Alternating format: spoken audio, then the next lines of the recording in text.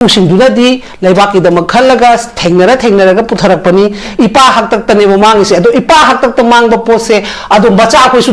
मपान तौबनी मचा कोई यौसलसीरा है पोत चतकद्रा खनबीब इपा इदौदुना फजना थनब होनरमे इदौदुगी तौबद मपा हुजिकी सूगी मतमदुना इपा हाइरसिने 15 years पालंबदुना इपा हक्तत याखिदरे अदुतादी मचा कोइसु इपादुना तौब पोतुदा दुम इल्ला चकद्रा नत्रगा इपुदुना अफब थमंबदुगी होंदगद्रा हाइबगी अदोलोंद चंगका होनमिनब कई कई हाइबने बैन हाइना नत्तदना तौरंबा इपुना तौरमिदुदी मतमंद इपुदुना लांधेंगनदना अखोई भारत सरकार दे तौनदना अखोई 13 अगस्त की थेंगनखिबा लान कमायना तौही अलिमुद्दीन बल्ले हारकनी अमगी नई तौब पोतु की पॉइंट पुथोपने मतम कमायना थेंगेबा अमायना थेंगरगा कले कले कले पालूरे 15 years कांग्रेस ने पालमे सू तौरे सूदुगी तौरब पोतुना मोयदुदना कंट्रोल तौरगना कमाय थमंबा 2017 पालगना कमायना वाइल ओलैबा हाइबसिमसु कोई खमन थोए हाइबनिदा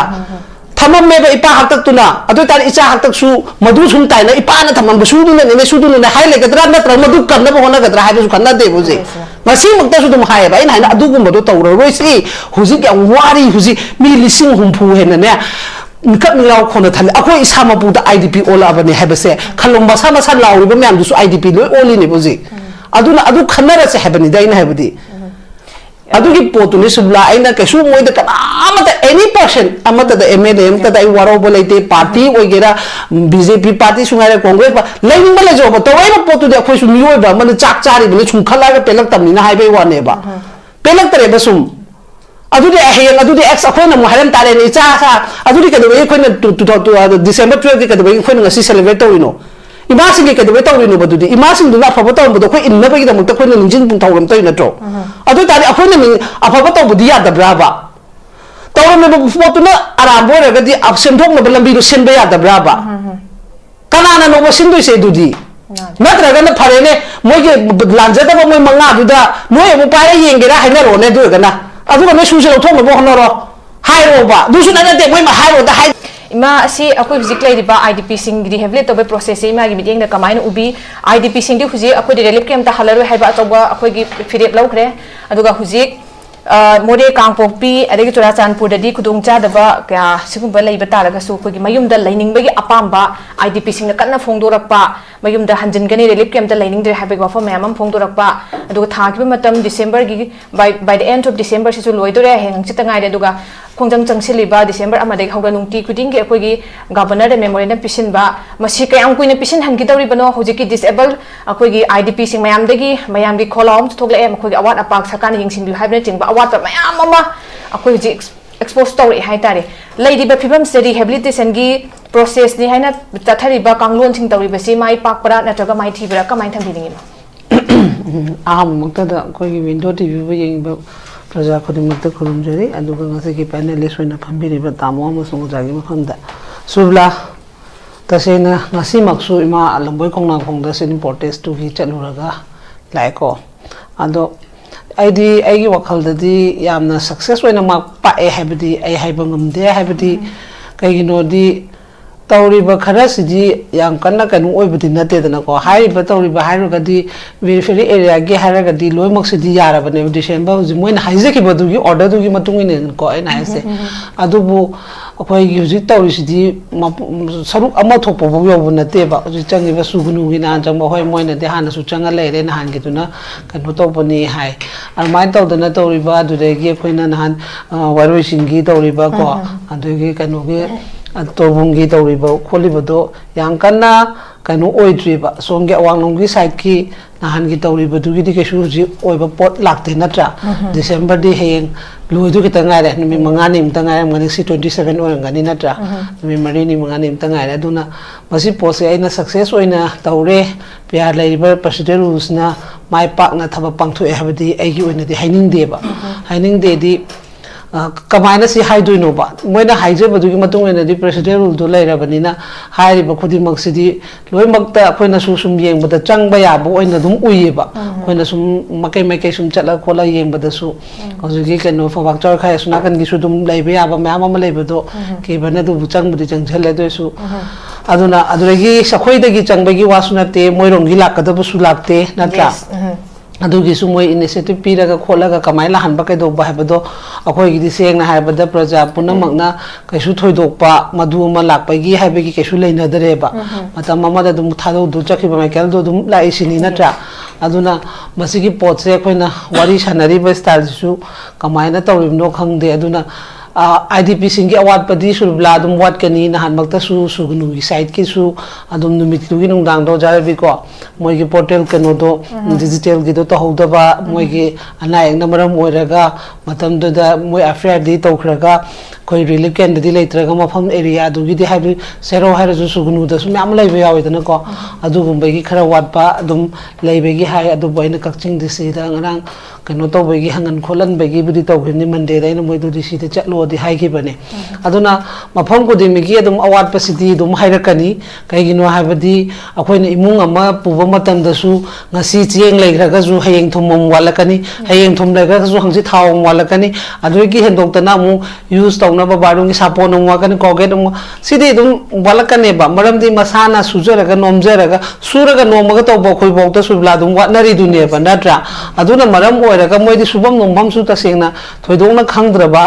ओइरबनिना मखोइददि दुम मदु म्याम दु लेरक ताबनेबा अदुनने बा खोइना नहानदगी लावरगा खोलगा मोइसि मसागी हुजिति प्रेसिडेंट रूल से लेरगा दि फजना इक्वालिटी दे थबक तौबिरगा अवाबा सिंगसे कोहन बिउ खोपिउ हाइदो दुगिनेबा मरमदि सिगी कनो सिदि मोइगी बर्डन सिदि दुम हाइरकनेबा मोइगी कनो ओपिनियन सिदि लोइ फोंदोरकनेबा कुइरगना हेने सुम हेलकनेबा अदुना सलाउना मोइना मतम जाइङै खोलिङै सिदा तौबो मोइगी ड्रामा आइन हाइजैदो कोई तौरीबा पॉलिटिक्स मोइगी तौनरीबा मैम से सुगुंबदा तौबो याम थिना फत्तबा पोटनेबको हुजु हुजु सुंगारे कोई ngasi haina ngasi tajabani moigi Abdul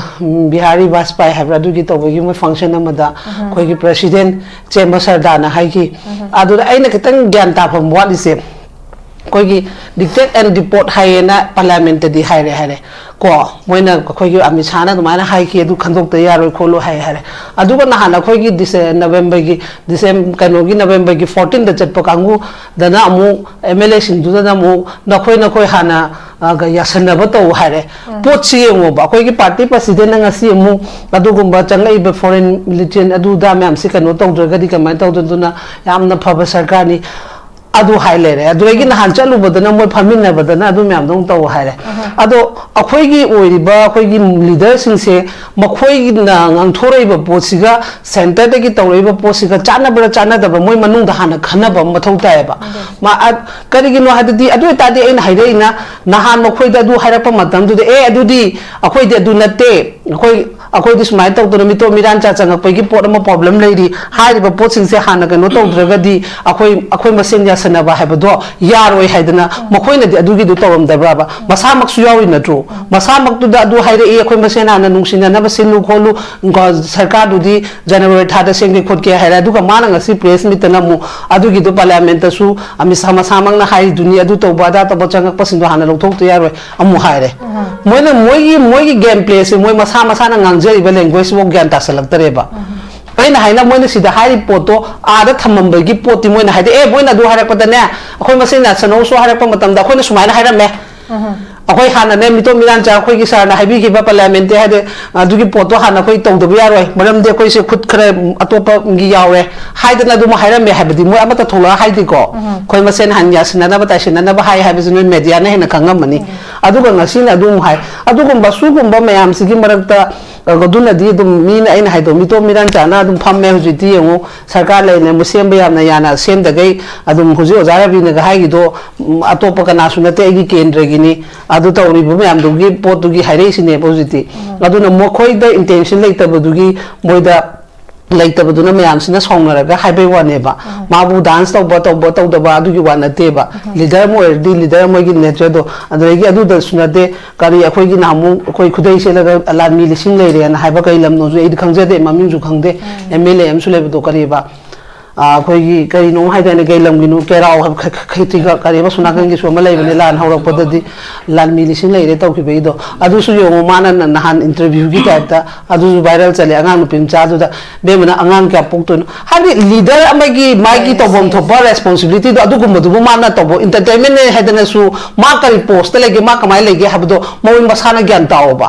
मा फरसु फतसु एमएलए ने सस्पेंड लेवाने असेंबली चंगा दा हुजु मो एमएलए ओरिबा मोइना मोनसी हाइवे खोलंबो खोमांग खोंगी ने ले फमोरिबा कनो मैम आईडीपी मैम ना हायोवेबा ngasi लेरिबा एमएलए मैम से नो मतबक लागा खोइन ngasi असुकुइन फंबसिदा लाकपीदे हायेबा को लाकपीदे हायेबा मोन लंबो खोमांग खों दिन डिसेंबर डे 1 दे फंबलाइसे सिदा नो मत कनांता लाकपीदे ngasi हायरेबा इमा सिंगे को याम पेंजदबा अदुनेबा अदुगा मोय ना अदुगुंबा एंटरटेनमेंट ने दना सु याम येंगबदा ना तै चादबा अदुगुंबा म्याम अमा तौरिबा अदुरे खंगदे गांगनिंगदे मोइस गांगागा सु मोयना दि वारावबगी वानते इन हाबदि अखोइना नोय हुजि एमएलए मदि ओइरि हाबनेबा एमएलए मो ओबेगी थौदांग दो लो हाबे वानेबा अदो थौदांग से लौबसे इवान वाली ओजानबुदी कनोगी तमु रंजित की दुम हाइरी को अदो मादी होय मागी लौ कनो मंगा पे कनो तो खोप न हाय अदो मखोय की सुदुम प्रॉब्लम लेबा अदो खरा यंगजनबा मु हेने यंगजन हनिंगी प्रजा खरा की दुम मखोय दसु मोगी वक पोजाला इबो को मोल पचाम की चंगदबा होय होय अदो अदुने अदुदुना अदुम बमयाम से लोयमक की होनदे हाबदि नते होने कोइसु याय अदुगा तसेंगना थमोय सेंगनो होनाबा हाइबंगा अखोगी कनो तौबगी खतंग डिफरेंस तो ओएबा अदुदुना अदुगुम्बा म्यामदो तो हनिंगी अदो तौदबसिनी ख्वाइ मरु अदु खंगदे कई हाइदोनो अदुना सबला आइदी तसेंगनो हुजिकी प्रेसिडेंट रूल्स नंगासी मखोइना तौरेबा पोतसे आइदी तसेंग आइओनददी आइगी थमोयगी ओइनदी अपेनबा सुंगलै लेते हाइबा मीन्स ngasi यमु हाईवे फंगे चटपा ngamda kanam kem haide नत्रा अखोइसु लाउरे हाइबवादनि हाइरे हाई कोर्ट हाइरे सुप्रीम कोर्ट थाबा ngamda लेरे अदो अखोइगी पावर से केमता लेतरेबो खोइसे अदुना अखोइसे सेंगनादा आईडीपी ने मोय युम देगी थोलाग लेबवाने अखोइ सामक्सु आईडीपी नेबा सेंगनादा अखोइ माइके मेरी केमता लांबे याबनते अखोइना सपोज मी लममदा चलु मतमदा फ्लाइट तुना कनो तौद्रगदि अखोइ मखा लंबी लेतबनिना अदु मखोइसु आईडीपी ओरे लेगिदुनेबो मफमदुदा पाइबा ngamdragadi leirodro aduna loimak IDP oirine bokhoise aduna masi masa huji minister MLA kaina ga moi pong ba lauri ba myam sisu lo IDP ngatane ba moi fly sina tharo nune ha fly se to khro ba moi kai se tori ge ba mo su IDP makhalan ne ba natro moi kari lan ba ngam ge ba moi ngasi sidai sida kano taw na tawri ba myam se moi masa bu kari lan ba ngam ge ba MLA mo oibegi ijat yawi ba moi myam se हाई तौरीब मैम से flight तो जी हाइबोदने लोम कंथत्रो चलनु नान इंदुको की तौदबद क्या वाने patient ma'am Nimi क्या नि एयरपोर्ट लेने अदुगी लाइफ तो मोसु यावदोइने मरमदि अखोइदि मखा चटपे यादमनिना गसी मालेम थंगा तो क्या मलंबी मैम लागा मते खरा दुदा सिबोय तौरगा सिक्योरिटी ने गार्ड तौर प माइगी थबक माइगी प्लान तो सक्सेस ओय हाया ब्रो अतै तै स्टेट ना फजन वेलकम तो नागालैंड तक तो माव कनु बक तौर कान दुदा यंगुने मते खरा दुदा कई no बदो si chumi braba sugumba haigada tawgada tawdre khoi merry christmas na lakpada khoi su dum yawi myam adum ko rei furu ki invitation lai oja khoi su dum chat leba tawbom thok podu budi tawbada bu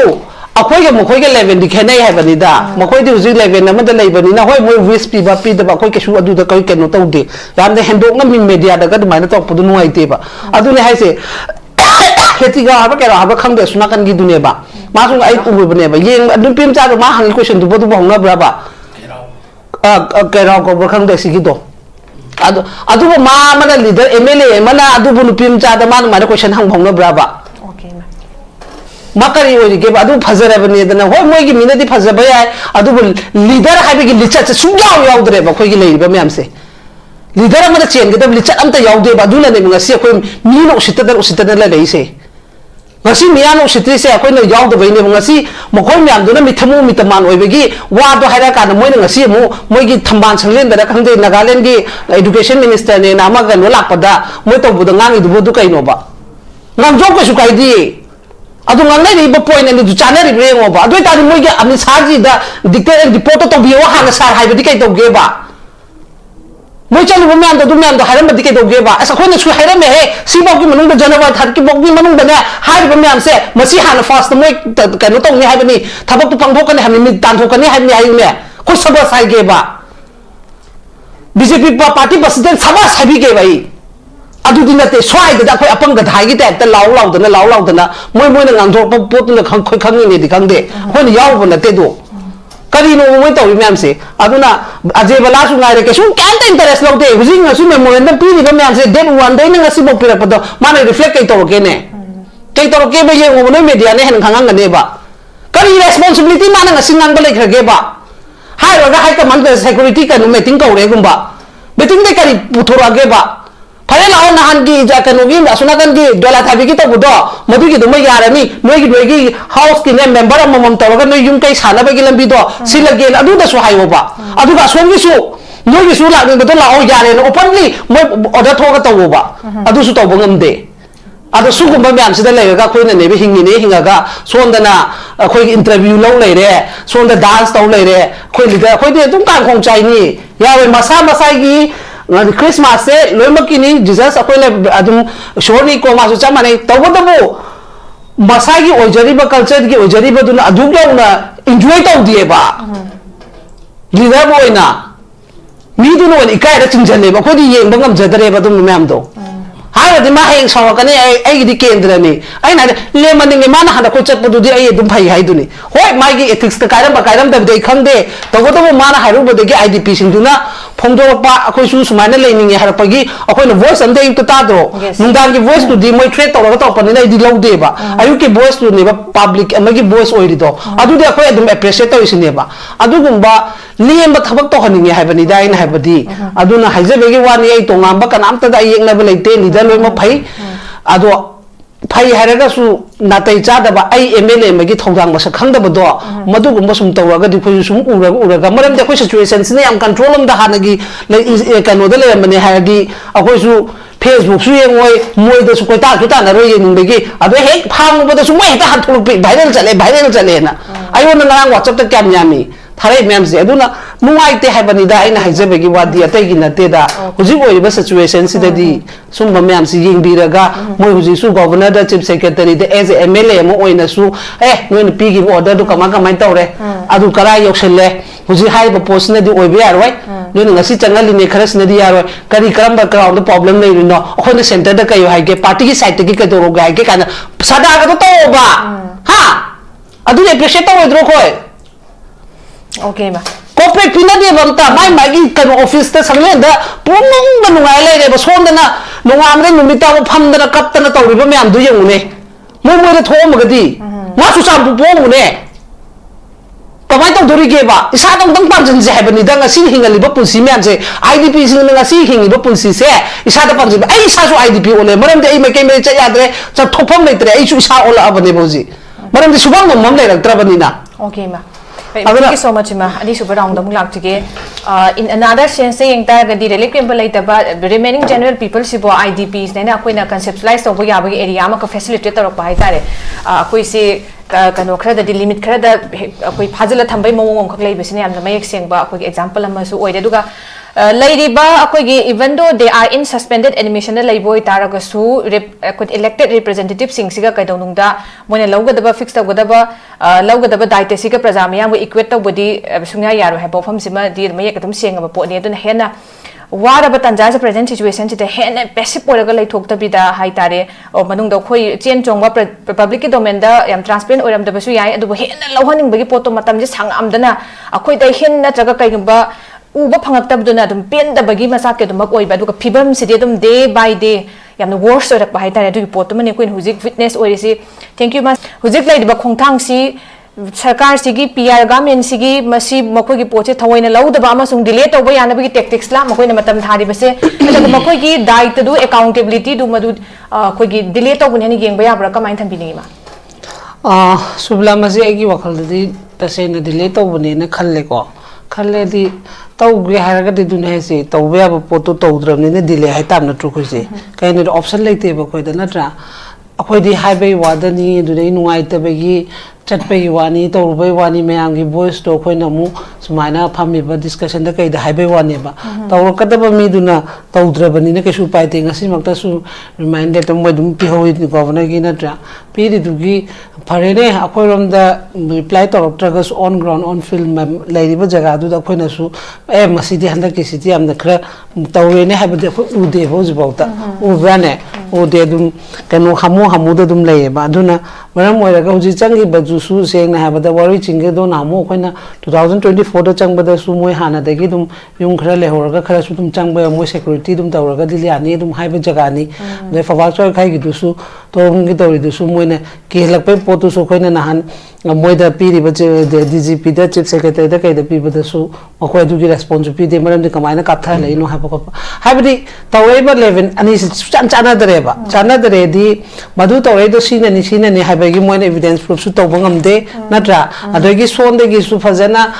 तौरेबा मैमसिगी ए Moyna take care तौरगा गाक सेलगल एलहेलनी हाबगी पोचु लोबंगमदे अदुदगी मखोयगी फंगजगदबा हकसु चपचाना अमता फंगदे मोय हुजे नहान सुगुनुगी दुसु मखोयगी MLA दुना हारकपदा मोयगी yum साबगी सु पैसा वाटपा खोटपा ma'am अमा हाय अदुना कमायना वाट हौरिबनो नत्रा मतमदुददी अखोयगी लेरिबा सरकार पालिंगाय मतमददी अदुम फनना ma'am अमा दुम उतना अदुगी आईडीपी गे दु आईडीपी गे अदु नदुम तौरगा म्याम तौहिबा ngaतनेबा अदुगा कमायना हुजिना क्रम ग्राउंड क्रम सिस्टम दा दुरेगी अखोयगी नहाना थौबना जो हायगिबनी अखोय मोय गवर्नर न कैनो मु खुमकपदना मु हानगी तौरम पोनी न हाय हायबा मसु दुमाना हायबनी अदुना आई सुम खलकपदा वारी खुदिमक से अखोयगी लैरिबा अखोय सिदेगी अदुम सोइब्रा हायबगी वखलम लेबा मरमदी ngasi bauta exactly point se center yo hondabai mongda hoi aham badabudi akhoi amisana parliament da kaida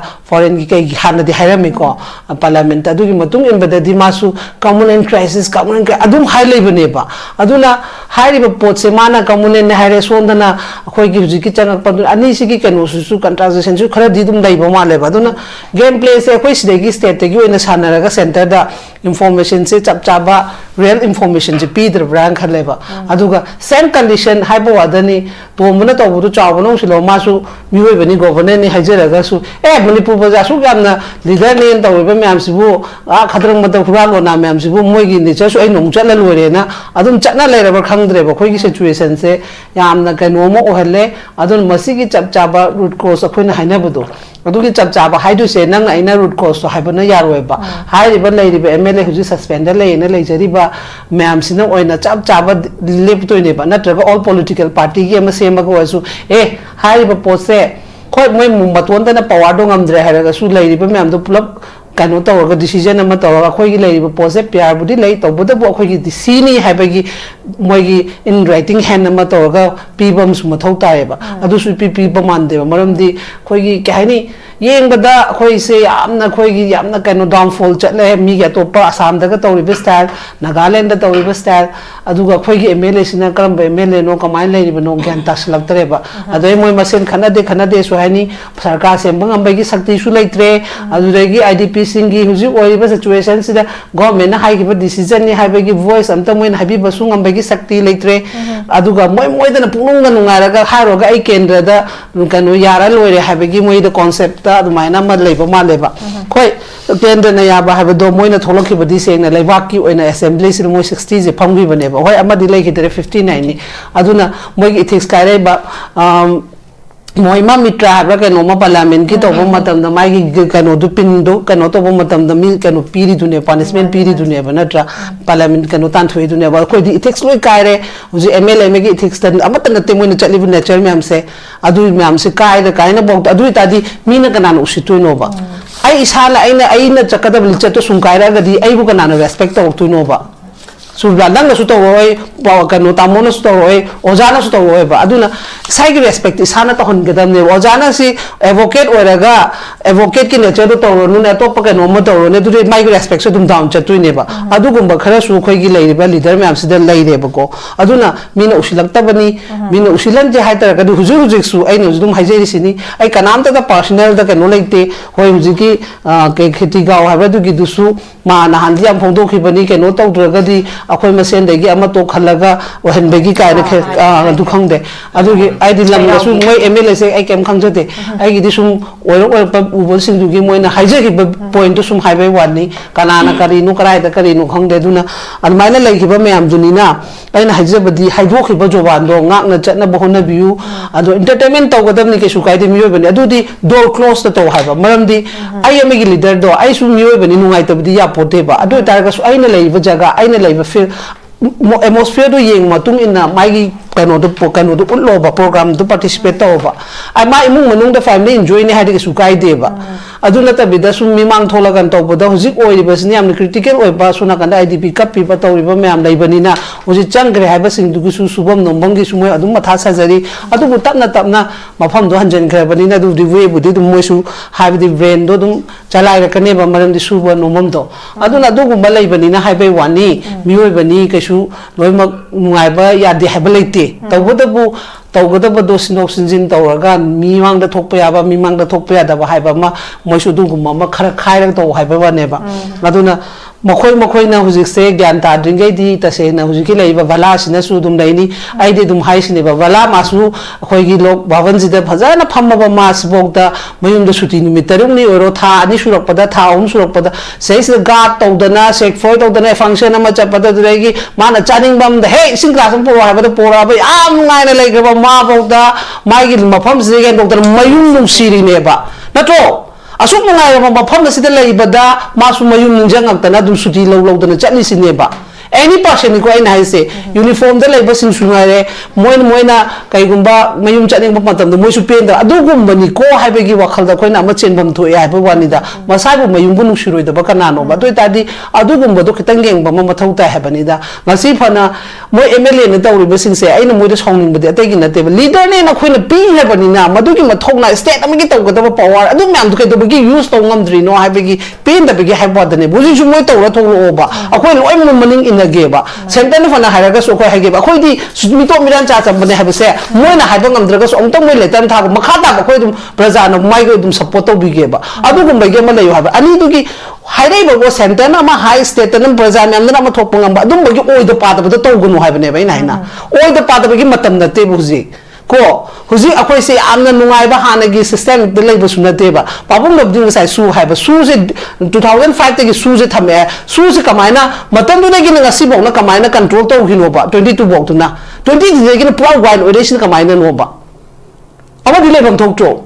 matam du na kamaina control to ga madu to re hai ga su kamaina thame I adu ka kamaina huji no wild oi da ne hekta mai kai mari ga chalhan da na loi ma khoi se kai no gi type te le dis na kan background le si thiga pam ma thok ta ba si moi na tawning na taw budi na te ba si mi yaw ta na tawni ne ba khoi na center hai se si na ne ba khoi na herei di pan ba di 245 te gi de ko state ka no ga center ga ka no to gi ba adu matum 8 te gi state auction gre adu dai na adu bok ke du di ka su yam ka na sumai na mai kai chatlan da ba ma to bi si ka su lai te ba si dai gi ke no oi be gi hai ba ni ko no su surang ge du na to ba congress no bjp adu gi na te ina hina tawbodabu orei maduna duna kamaina thamki madudadi hana ling lawam doini aduda lemba sudu hujipo kamaina continue macha myam do nupi kyam phagi boy family plan tawga mai macha po kanam sum yo leibra sangdore basina adudi adu myam do makhoi thigat pam mathau tai ba su haidana su du da tawnagi ba mi du bo taseng na habda idi leirangane ba thajalak tare ba aduna kamaina continue chathare ino ba nupi kya ta widana mo family ka no sem ki balai bra adu family sem ki adu suma cha su de chingan badi oja ya ba na te bani yong ga rodi nang no to badan gi pro su de ya khalo nang po min ren khalo nang na cha su de chingan badi ya roi ba madi nutrient mi cham one le hen ga dam de ba adu na yamna wari de di haibe gi de yam nuai ba to bodabu to we ba myam se khoi kharam di khan ma mathau tai ba adu ta di kari no haiba da center ki plan de khoi na 1949 da tin gi be gi matung in ba boy khongthang di amata oina dum leiri magi position magi tawra pe kano do nu tongan bagi wani systematic to tongan bai wani aduna madu taw pa dum matam duna tro matam du gi pu sing duna di laiba ki da makhalaga thengnara ga putharak pani ipa hak tak tane mo mang se ado ipa hak tak ta mang ba po se ado bacha ko su dum mapana taw mani macha ko su option asira ha bagi pot chat ka dra ba du di khanbiyo ba ipa idau du na phajana thanna bo honara me idau du ki to bodong mapa hujiki su gi matam du na ipa hara sine 15 years palam baduna ipa hak tak ta ya ki dare adu tadi bacha ko su ipa du da to bo pot du da dum illa chaka dra na tra ipu du na phaba thamam badu gi honda ka dra ha gi adu lom da changa ka hona min da ba kai ge ha ba ne ba ina haina नत्तदना तौरम बाय अदुनि इपुना तौरमिदुदि मतमम द इपुदुना लांथेंनदना अखोय भारत सरकार दे तौनदना अखोय की 13 अगस्त की थेंगनखि बलान कमायना तौखि अलिमुद्दीन बल्ले दे हरकनी अमा मगिना ते दे हदि तौखि पोतु की पॉइंट पुतो पाने मतम दुना कमायना थेंगनखि गेबा अमायना थेंगनरगा कल्ले पालुरे 15 years कांग्रेस ने पार्लियामेंट दुना सू तौरे सू दुगी तौरे बा पोतुना मोय दुदना कंट्रोल तौरगा कमाय थमंबा अदु मतुंग 2017 देगे पालागना कमायना वाइल ओलेबा हाइबसि मसु कोइ खमन थोए हाबनिदा थमम में इपा हक्तुना अदु तार इचा हक्तसु मधु सुम ताइना इपाना थमम सुदुना ने सुदुना हाइलेगद्रा नत्र मधु कन्नब होनागद्रा हाइबसु खन्ना देबुजे मसी मक्तसु दुम हाइबा इन हाइना अदुगुमबदो तौररोइसि हुजिक याम वारी हुजि मी लिसिंग हुमफु हेनने निकट निलाव खोना थल अखोय इसा मपुदा आईडीपी ओलाबने हाइबसे खलम मसा मसा लाउरिबा म्याम दुसु आईडीपी लोय ओलिने बुजी अदुना अदु खन्नरसे हाइबनि दाइन हाइबदि अदुगी पोतुनि सुबला आइना कैसु मोइदा कनामता एनी पर्सन अमता द एमएलए अमता द वारोबो लेते पार्टी ओइगेरा बीजेपी पार्टी सुंगारे कांग्रेस लेनिंग बले जो तोइबा पोतु दे अखोय सु मियोइबा मन चाक चारि बने सुंखलागा पेलक तमनिना हाइबे वानेबा पेलक तरे बसुम अदुदे हेयंग अदुदे एक्स अखोयना मु हारम तारे नि चा सा अदुदे कदबे अखोयना डिसेंबर 12 के कदबे अखोयना ngasi सेलिब्रेट तौइनो इमासिंग के कदबे तौरिनो बदुदि इमासिंग दुना अफबा तौबदो अखोय इन्नबगी दमक अखोयना निंजिन पुं तौरम तौइ नत्रो अदु तारे अखोयना अफबा तौबदि यादब्राबा तौरम फोटोना आराम बोरगदि अब सेमथोंनबा लंबीदो सेनबा यादब्राबा कनाना नो सिंदुइसे दुदि नत्रगना फरेने मोइगे लांजदबा मोइ मंगा दुदा नोय अमु पारे येंगेरा हाइनरोने दुगना अदुगा मे सुसे लौथोंबा होनरो हाइरोबा दुसुना नते मोइ मा हाइरोदा हाइदा हाइजलोगदि सुसिदा तुम पुथोंनरा तौनरकनेबा ओके मा सुदो मचा क्या पोबा जानो खंगद्रेबा सुदो हुजि लेबा टिंग टिंग लाबा म्यामदुना सु ना सुम तौलेसु करिगिनो बसे सिजु थिबु थिगत पा मथौ ताइबा दाबो आइना हाइजरिसे सि अमता थिगते बजे खोइ सुम वारी दे सु ना तौलेरे अदुरेगी वारी सनबा तौबाना अदुरेगी फजमकता थारे कैबिनेट फंगिबदुसु पास तौबा ngamde असेंबली द लौगुरे रिजोल्यूशन लौबा ngamdre मरमदे असेंबली सु पूरा खराक सारमनिना अदुरेगी खोइगी खुंद्रा पंगी एमएलए दुसु असेंबली द मासु चाही क्यानो मान पालमिदो इथिक्स अमता खंदबैने वन ngasi तौरि म्यान अदुगा स्वाइदा सिंगि पुथु लाउ लेबा मासु से चिप से कनो दो स्पीकर दो ओरमि नत्रो अदुदि मासु इथिक्स का अदुगे खोइगी ओजा इबोबिसु ओ करी पाबो इबोबिसु गारे प्राइम मिनिस्टर चीफ मिनिस्टर जो मासु ओरमि नत्रो इथिक्स खरा दि खमम तोक्तो सीएम अमना तोगदब थंदांग दो अदुम बदि ति ओंग जंग अखोइ दि लांजे अखोइ मंगाना के दोबा अखोइ मंगाना अखोइ मीडिया दा हाइबा लोरे लइयेबा सिकरी नो बतौरि मैम से पीएलए बो खोइदे दुन अमदा येनिंगदरे हाइदो अमो मगी वानते बा अमता इनु येनिंगदरे मासु सीएम हाइबदो ओरमिनी अदु तारि कायदबे ति ngasi असेंबली की मांग तौरिबा मैम सिदि केम दा हाइदेबा मोय असेंबली ददि अमता चंगजन देबा मोयदा अदुरे गुंजा बगे ओ अखोइगे करि ममिंग दो लोकेशो तामो लोकेशो सुंगाइरे मा मसा मक्चु कनो ओरमिनी तौरिबा होजि स्पीकर ने तौरिबा से इथिक्स कायदबा हाइबा सुमोय अदुम बगदुदि ngamdene हाइरो गमोय मसे ताइननी बीजेपी ने तौबदे बोट चो गाडी चो दनी मु हाइरानी अदे सोना कना सु हाइरानी अखोइदि सिदोरे तानिंगदरे बमता अदुना वारेबा अदुला कोइ प्रजा वारी मसी हाना अदुनी मसी हाना होना बियोबा ओके मा thank you so much mike चोमा थबिरे माने याम फजना से सुगी दबो ओरसु पॉलिटिकल क्रिटिसिज्म से पामद्रे बे वाफम दुनी अदुगा सु से ए खौरखि बदगिना present अखोइगी डीसी फबा how it is being operate हाइबसे सोम दोइना नैनरगा सोप तोंगना बा हाइतारे अखोइगी पॉलिटिकल क्रिटिसिज्म दुने गिफ असाइड ओइग्रा तोंगाना कन मथम ग्रा तो मचंगथिन बदुने फनी अदुगा elected representative की रोल से सुकी मतिक चावरे सीडी एक ममांग सु पंजकिब दो जनरल पीपल का मखोगी रोल से कतौंग इक्वेट तो यारोय सस्पेंडेड एनिमेशन लेता रगा सु मखोइना मतिंग नेना पुस्तक तारग दि सेंटर ना अखोइ बु करम हाइना the way how they address the situation of Manipur adugi matungina henalum lawrok ta haibe si am effect tawgadabandana governor na superior government irai laithokna leirabra haibe chokba question me amam su thokle swai area se da yamna laibak thiba ma dinum oiduni dumaina dum am passive point leita raga da mama give first round second round simana dum highlight to we state ki elected representative singi yamna lofam thokomoy ge thodang mayam pankre makon effectively tawgadaba pabung ding sai second round da thambi ki ba koi gi deep state ki india government ge ron be agenda na khak thambi ki bise simatang gi hujik ta seng na haraga di akoi na sita pen de be ki mayam lauta so koi ge solution je fix tawrakada bu si accountability je fix tawda be center adum oi bena hai tare aduna state da lai ba makoi ge aron be agenda deep state si de india government na lori ba rule ji mai meeting da kamai thambi ni India government na phana lawraga su ꯑꯩꯅ ꯍꯥꯏꯅ ꯑꯩꯈꯣꯏꯒꯤ ꯏꯁꯥꯒꯤ ꯁ꯭ꯇꯦꯠꯀꯤꯁꯨ ꯑꯃ ꯆꯠꯅ ꯀꯥꯡꯂꯣꯟ ꯁꯪꯕꯤꯙꯥꯟ ꯂꯩꯔꯤꯕꯅꯤꯅ ꯃꯗꯨꯅ ꯊꯦꯡꯅꯧ ꯍꯥꯏꯕꯅꯦꯕ India ꯒꯣꯔꯃꯦꯟꯅ ꯗꯤꯞ ꯁ꯭ꯇꯦꯠꯀꯤ ꯑꯗꯨꯃꯥꯏꯅ ꯀꯩꯅꯣ ꯑꯆꯅ ꯂꯣꯠ ꯑꯔꯣꯞꯄ ꯇꯧꯔꯦ ꯍꯥꯏꯗꯅ ꯑꯩꯈꯣꯏ ꯃꯌꯥꯝꯁꯦ ꯄ꯭ꯔꯖꯥ ꯃꯌꯥꯝꯁꯦ ꯑꯩꯈꯣꯏ ꯑꯗꯨꯗꯤ ꯑꯩꯈꯣꯏ ꯏꯂꯦꯛꯇꯦꯠ ꯂꯩꯕꯤꯔꯣꯅꯨꯅ ꯃꯣꯏ ꯑꯗꯨꯝ ꯇꯧꯕꯗꯣ ꯑꯩꯈꯣꯏ ꯑꯗꯨꯝ ꯊꯦꯡꯅꯖꯔꯁꯦꯕ ꯃꯣꯏ ꯑꯃ ꯂꯩꯕꯒꯤ ꯗꯤꯐꯦꯟꯁ ꯇꯧꯅꯕ ꯁꯦꯡꯅ ꯍꯥꯏꯕꯗ ꯏꯆꯥꯁꯤꯡꯗꯨꯅ ꯃꯦ 3ꯗ ꯂꯥꯟ ꯇꯧꯔꯛꯄ ꯃꯇꯝꯗ ꯑꯦꯅꯤ ꯀꯅꯥꯒꯨꯝꯕ ꯑꯃ ꯇꯧꯗꯗꯅ ꯋꯥꯀꯣ ꯄꯥꯏꯒꯦꯔꯥ ꯇꯨꯇꯨ ꯄꯥꯏꯒꯦꯔꯥ ꯇꯧꯔꯒ ꯗꯤꯐꯦꯟꯁ ꯇꯧꯗ꯭ꯔꯣ ꯑꯩ ꯂꯩꯕꯥꯛꯁꯦ ꯀꯟꯗꯕ ꯌꯥꯗꯦ ꯑꯩ ꯃꯤꯌꯥꯝꯁꯦ ꯀꯟꯗꯕ ꯌꯥꯗꯦ ꯍꯥꯏꯗꯅ ꯑꯗꯨꯒꯨꯝꯅ ꯏꯟꯗꯤꯌꯥꯅ ꯐꯅ ꯇꯧꯔꯛꯑꯒꯁꯨ ꯑꯩꯒꯤ ꯁ꯭ꯇꯦꯠꯀꯤ ꯆꯠꯅ ꯀꯥꯡꯂꯣꯟ ꯑꯩꯒꯤ ꯁꯝꯗ ꯑꯩꯒꯤ ꯆꯠꯆꯔꯤꯕ ꯑꯩꯒꯤ ꯁ꯭ꯇꯦꯠꯇꯨꯒꯤ ꯃꯊꯧꯅꯥꯗꯣ ꯐꯨꯗꯣꯛꯑꯒ ꯑꯗꯨꯝ ꯇꯧꯕ ꯌꯥꯏ ꯍꯥꯏꯕꯩ ꯋꯥꯅꯦꯕ ꯃꯣꯏꯅ ꯐꯠꯇꯕ ꯇꯧꯔꯦ ꯍꯥꯏꯗꯅ ꯗꯤꯐꯦꯟꯁꯇꯣ ꯇꯧꯗ꯭ꯔꯒꯗꯤ ꯑꯗꯨꯝ ꯃꯣꯏꯅ ꯁꯥꯟꯅꯅꯤꯡꯕ ꯃꯑꯣꯡꯗ ꯑꯩꯈꯣꯏ ꯑꯗꯨꯝ ꯁꯥꯟꯅ ꯂꯩꯍꯟꯗꯣꯔꯤꯕ꯭ꯔꯥꯕ ꯍꯪꯉꯤꯁꯤꯕꯣꯕ ꯑꯗꯨꯅꯦꯕ ꯑꯩꯅ ꯍꯥꯏꯁꯦ ꯑꯗꯨꯗꯤ ꯑꯩꯈꯣꯏꯅ ꯍꯥꯏꯅ ꯑꯩꯈꯣꯏꯒꯤ ꯁ꯭ꯇꯦꯠꯀꯤ ꯄꯋꯥꯔꯗꯨ ꯌꯨꯁ ꯇꯧꯔꯒ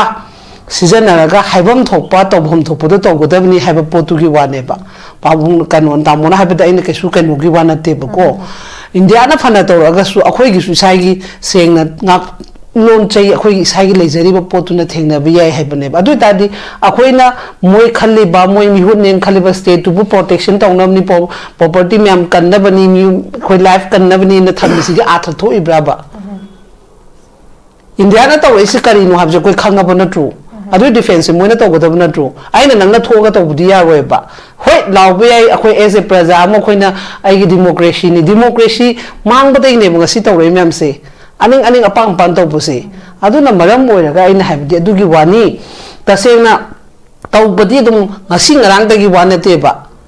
mamang changaba potneba adugi potto akoina ngasi thengnariba potse chumibra lalibra habja akoina su khanbam thoeba asai tamwa habju chumeba praja akoigi su right am leyeba akoi sungaire gyan se suta ta dabam su oiriba Congress पालिंगाइदा चाही 35 दो कोइ वाबा याब वारे लेबांग ममे आमा के no तौय अमा तौय न तौरे मोय उम फागद्रा हाइदना मोय उम लाइरे सी मैम सिगी सोइबा मैम से ngasi बौता आइन हाइदो इन एंड आउट इन ममांग दुम पल्लिदो अदुगुंबजे सुम तौलेबा अदु तादि अखोइ ngasi कैदोबो तागे हाइबसे अखोइ प्रजा सु खंबम थोपनेबा ngasi सेंगना कांग्रेस की मीटिंग अमा तौ हादुम खुबा खुरुनी फना यानिंग दे हारासु सिदना कमेंट न चुमी कांग्रेस नि जामबनी बीजेपी नि नाम ने हाइनी हयेंग अदुम यावरुनी मोय याव हाइबे सावबो नतेबा यावजो एनी कांग्रेस की एमएलए न कौबसु यावजो बीजेपी न कौबसु याव तौबदबु अखोइगी ओइबा सिचुएशन सिगी नोइगी लीडर दुदा हाइबा ngambegi शक्ति याव हाइबे वाने बैना हाइजबदी अमा मगी नते बैन हाइबदी अखोइना ओइबा पोसे नोइ केंद्रदा लैबी लैरनु लेबाक से सुमाइना तौददना लैहल्ले इंडिया ना ngasi तौरेबा मियेंग से ngफोइन ngauथोकनबगी नोइ फिरेप अमा लौ हाइदना मोइ मोइगी न पामजरिबा एमएलए ngasi लैरिबा मैम दो अदुगुंबदा थौदांग खर सिंगनोसिने हाइबा नतदना आइगी ngasi हायेंग इमोइनुगी तौबगी केनो सेमी हरावबदु नतबा हुजिकतगा कोइलास लंबी सेंगला इनै मैम जेंगो मोइन तौरे पोतु येंगो हाइबनदा प्रजा अखोइसु आई सादगी चिंगना अखोइसे यामन मोदलिबा अखोइना मोदलिंगै मपी मपा दैरोय मपी मपा सु तौनिंबा तौनी इथिक्स लोय कायरकनी आइना हाइसे इथिक्स ते पुकाय कायरबनी नहाना सेपरेट मोय तरा पियोना लौइबदो मदुगी अखोइना सेंगना हाइबदा दुगी चंगबो मतमदा अखोइ इफाल थानादा फादना लमफेनदा फादना तोइना अदुसु इथिक्स कायबा मखलमनेबो ओजाको खनु डांस तौबो खक्की वारी नतेबा मोयगिसु स्टेट अमा थुगाइरइबनेबा मोय 60 दुना प्रॉमिस तौरगा असेंबली दे तौगिबो मोयदुना थुगाइरपदा अदुगी पनिशमेंट पीगदबनी नोइगी बुक तुदे यावजरा लेबनी privilege and kairabani na haibada makoi apoida oina tainari neba aduna sugumba soiba myam amana khoisi yoma leirabani na aduna mina usitan ge hairagadi akoigi chana pathap akoigi state ki tobom thopa thoda si akoi loimak niti niyom chumna khona minaba mathau tai haibu natadana ngahang haki kano tobuduna di akoi state kan bangamoeba state kan se taragadi akoi myam amata oina moina sumoigi lobo thodang praja logo da thodang siyo so logo da thodang apun mena lomina ba mathau tai hapanda leader thokpa mla ne me thokpa siyo thokpa praja thokpa idp na id thokpa na smile sum dai ragadi akoi yaro ba adudi khujiki dif to adum pakhata bas continue dum chathara khini ha okay ma thank you so much